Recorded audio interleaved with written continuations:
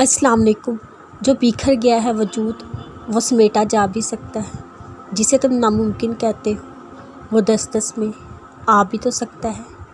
جو چھوڑ دیا تھک کر تم نے مانگنا رب سے، وہ دعاؤں سے آج بھی پایا جا سکتا ہے۔ جن آنسوؤں کو کمزوری سمجھتے ہو ان سے نصیب کا لکھا بدلوایا جا بھی تو سکتا ہے۔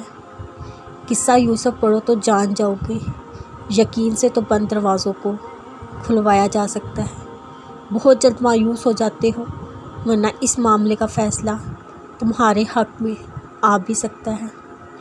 تم نے مجازی کو کھویا ہے، حقیقی عشق کو تو آج بھی پایا جا سکتا ہے۔ دور ہو گئے تھے اگر اللہ سے، وقت ہجر گڑ گڑا کر اسے منایا بھی جا سکتا ہے۔ جو رات کو دن بدلنے پر قدرت رکھتا ہے وہ زندگی کے اندھیروں میں اجالے لا بھی سکتا ہے۔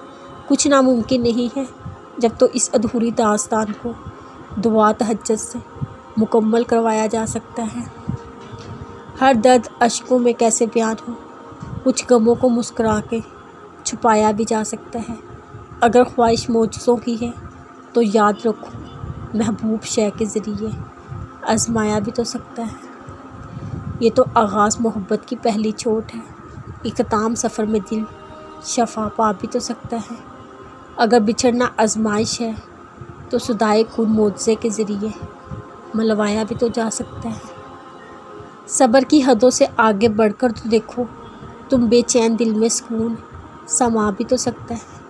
نہیں جانتا دل اللہ کی حکمتیں، مگر تمنا دل کو راستہ کے سامنے بیان کیا جا سکتا ہے۔ جن دعاؤں کا جواب فوراً نہیں مل رہا، اس دیری میں ضبط کا صلہ ہو بھی سکتا ہے۔ جو صبر تم اللہ کی رضا کے لیے کر رہے ہو، انعام میں تمہاری چاہ سے نوازا بھی جا سکتا ہے۔ لفظ ناممکن میں ہرگز نہ الجھنا، دعا سے دنیا آخرت میں سب کچھ پایا جا سکتا ہے۔ معاملہ رب کے سپرد کر کے پریشان نہ ہو، لفظ ناممکن کی راہ میں حرف کن بھی آ سکتا ہے۔